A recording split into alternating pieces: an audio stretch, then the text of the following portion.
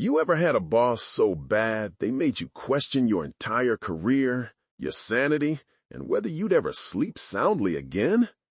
I'm talking about a boss whose very presence sucked the air out of the room, leaving behind a thick stench of dread and a crushing weight on your shoulders. Get ready, because I'm about to tell you about Marcus Thorne, the man who redefined worst boss and nearly broke me in the process. This isn't just a story about a demanding manager. It's a deep dive into a world where ethical lines blurred, where integrity was a weakness, and where one man's greed poisoned an entire company, turning what seemed like a dream job into a living nightmare. You won't believe the lengths he went to, and neither did I until I was living it every single day. My journey into the belly of the beast began on a bright autumn morning in October 2022. I was new to Innovision Solutions, a company that promised cutting-edge results with integrity. Those words now feel like a cruel joke. I was fresh-faced, excited, ready to make my mark in the bustling office of a mid-sized city. The buzz of keyboards, the hum of conversations, the smell of freshly brewed coffee, it all felt like home. My new role as a senior project coordinator was a step up, a chance to truly lead. My boss, Marcus Thorne, was the director of operations.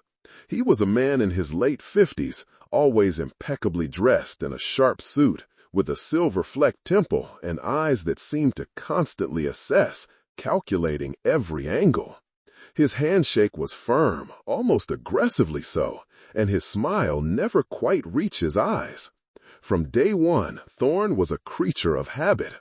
He arrived precisely at 7:58 a.m., 2 minutes before official start time, and would immediately begin his rounds, a clipboard clutched in his hand. He'd pause at each desk, his gaze sweeping over screens and keyboards, sometimes clearing his throat just loudly enough to make you jump. It wasn't long before I realized his rounds weren't about saying good morning. They were about surveillance. He didn't trust us, not an inch. He treated every employee like a potential thief or slacker, and that toxic distrust seeped into every corner of the office. The air, once vibrant, began to thicken with an unspoken tension, a nervous energy that kept everyone on edge. We learned to walk on eggshells, to keep our heads down, to just survive. My initial excitement started to curdle, replaced by a nagging unease that grew with each passing day. My heart, which had swelled with pride on my first day, now often thrummed with a low thud of anxiety whenever I heard his heavy footsteps approaching. The problem, the real challenge that cemented Thorne's worst boss status, wasn't just his micromanagement. It was his inherent disregard for rules, for truth, and for the very people who made the company run. It became chillingly clear during my first big project, the Genesis Initiative, a complex digital marketing campaign for a major client. Thorne called me into his office, a spacious corner room with floor-to-ceiling windows that offered a panoramic view of the city, a view he seemed to own along with everyone in it. He gestured to a stack of papers on his gleaming mahogany desk, a sly glint in his eyes. "Alex," he began, his voice smooth as polished stone but sharp as a razor. "The Genesis Initiative is crucial. Our Q4 projections depend on it. We need to show significant growth, especially after last quarter's static numbers." He paused, letting the unspoken failure hang in the air. "I've reviewed the preliminary budget. It's a bit tight for the kind of returns I expect. I need you to optimize it." I blanked. "Optimize, sir?" "Yes," he said, leaning back in his expensive leather chair, a subtle smirk playing on his lips. "Let's just say we need to be a little creative with how we allocate certain funds. Some expenses can be reclassified. Maybe combine a few smaller line items into larger, less scrutinized categories. No one needs to see every single receipt, do they?" My stomach dropped. I'd never been asked to do anything like that before. It felt like a thinly veiled instruction to cook the books, even if just a little. But the client and our internal auditors, they'll want a clear breakdown. Thorne waved a dismissive hand. Details, Alex, mere details. Our priority is demonstrating value and hitting targets. There are ways to present information that are persuasive. Think of it as strategic accounting. Every company does it. We're simply being efficient. He looked at me, his gaze unblinking. Are you efficient, Alex? The question hung in the air, loaded with unspoken meaning. It wasn't a question about my ability. It was a test of my loyalty, my willingness to bend the rules. My heart hammered against my ribs. I thought about my mortgage, the rising cost of living, the competitive job market. I needed this job. I swallowed hard. Yes, sir, I'm efficient. Thorne gave a curt nod, his smirk widening slightly. The corners of the office felt cold, despite the warmth of the autumn sun streaming through the windows. That meeting was my first real glimpse into Thorne's twisted moral compass, and it was just the beginning of how he would chip away at our integrity, one optimization at a time. The air in that room felt heavy, tainted, and I walked out feeling a knot of dread forming deep in my gut, a feeling that would soon become my constant companion. But that was just the beginning, a gentle nudge into the murky waters of Thorne's world. The ethical blurring he encouraged on the Genesis initiative soon escalated into full-blown manipulation and a relentless grind that wore us down to the bone. Thorne's micromanagement, always present, intensified. He'd implement new tracking systems that felt more like digital shackles. We had to log every single minute of our day, categorizing tasks, even short bathroom breaks. He called it transparency, but it felt like a constant accusation, a digital whip cracking over our heads. One brisk morning in December, barely 2 months into my tenure, a new directive landed in our inboxes. Subject: Enhanced Productivity Protocols. It detailed a mandatory 12-hour workday 6 days a week until the Genesis initiative launched, which was still 3 months away. No overtime pay was mentioned, just a chilling phrase: dedication to company goals. People groaned, whispered, but no one dared speak up. We were a team of about 20, and the exhaustion was already palpable. Sarah, a senior marketing specialist who'd been with Innovision for 5 years, looked hollow over her cubicle wall. "My kids barely see me now," she mumbled, her voice strained. My own social life had evaporated. My apartment felt like a hotel I only visited to collapse in. The pressure cooker atmosphere was designed to extract every last drop of our energy, leaving us burned out and compliant. Thorne would walk the floor late into the evening, his presence a dark shadow, making sure everyone was still glued to their screens, his eyes like a hawk's, missing nothing. He'd occasionally drop a "good work, team," but it sounded less like praise and more like a reminder that we were still under his watchful, demanding eye. We were running on fumes, but the campaign, he insisted, had to be perfect. This wasn't about perfection. It was about absolute control and extracting maximum labor for minimum cost. Then came the favoritism, a rotten apple that spoiled the whole barrel. Thorne had a protege, a young man named Brandon, who had been with Innovision for less than a year. Brandon was charming, always ready with a laugh and a quick "yes, sir" for Thorne. He was also, frankly, not very good at his job. But he was Thorne's golden boy. During the Genesis initiative, Thorne started funneling the most visible, high-impact tasks to Brandon, even when more experienced team members like myself or Mark, a brilliant data analyst, were clearly better suited. Mark had developed a new algorithm that could significantly boost our campaign's reach, But Thorne shot it down, saying, "Let Brandon handle the creative outreach. He has a fresh perspective." This wasn't a fresh perspective. It was a blatant power play. Brandon's creative outreach ended up being a rehash of old ideas, but Thorne praised it to the heavens in team meetings, completely ignoring the superior work being done by others. My own carefully crafted strategies, based on solid research, were often dismissed with a curt, "Needs more pop, Alex," while Brandon's flimsy proposals were greenlit with enthusiasm.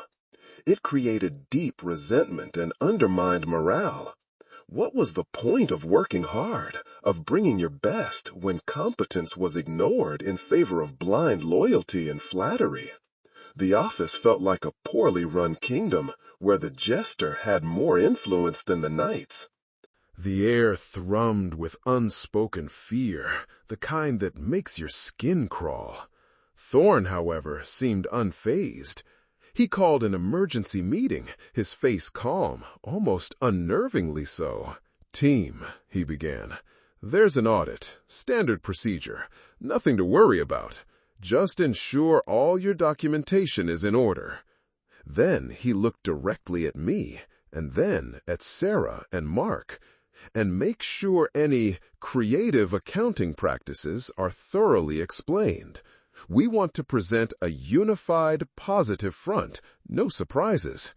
His message was clear: cover up or else. A few days later, a sharp-eyed auditor, a no-nonsense woman named Miss Henderson, set up shop in an empty conference room. She had a reputation for being meticulous, and she dug deep. We were all called in for individual interviews. My heart pounded as I sat across from her, the stale office air feeling suffocating. She asked about the Sterling Corp report, about the Genesis Initiative budget, about certain reclassified expenses. I felt sweat trickle down my back.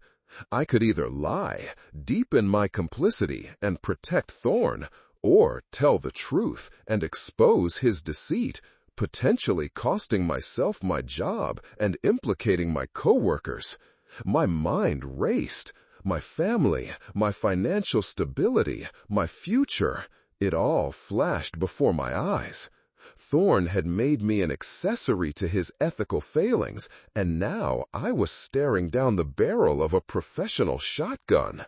It felt like I was standing at the edge of a cliff, one wrong move away from a long, painful fall. The weight of his actions, his complete disregard for rules, was finally coming home to roost, and we were all caught in the fallout. This wasn't just a bad boss anymore. It was about systemic corruption, and we were all on the hook. The climax hit like a tidal wave, drowning any remaining shred of normalcy. Miss Henderson was relentless. She spent weeks poring over documents, interviewing everyone, and her gaze, when it landed on Thorne, was ice cold. We knew she was on to something big. Then came the day she called a meeting with the CEO, Thorne, and myself. My palms were sweating, my mouth dry. The CEO looked grim, his usual composed demeanor replaced by an expression of deep concern. Thorne, for once, seemed agitated, his usual bravado cracking around the edges. Miss Henderson laid out her findings, her voice calm and factual, but each word was a hammer blow. "Mr. Thorne, my audit has uncovered systemic discrepancies in your department's financial reporting for Q3 and Q4. Specifically, I found evidence of inflated client engagement metrics, reclassified expenses to conceal cost overruns, and a pattern of undocumented vendor payments."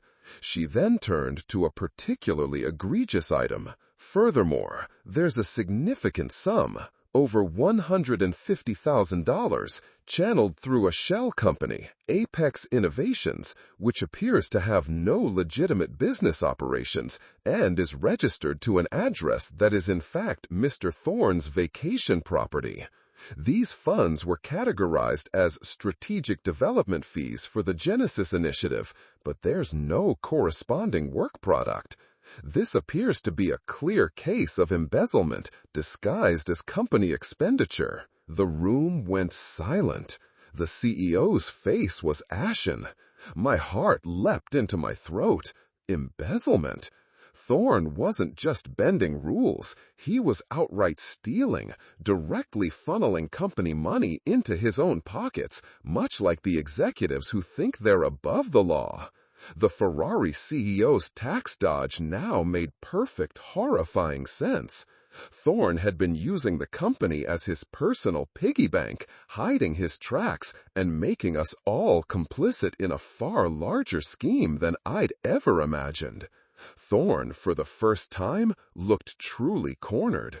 He stammered, Miss Henderson, that's a misunderstanding.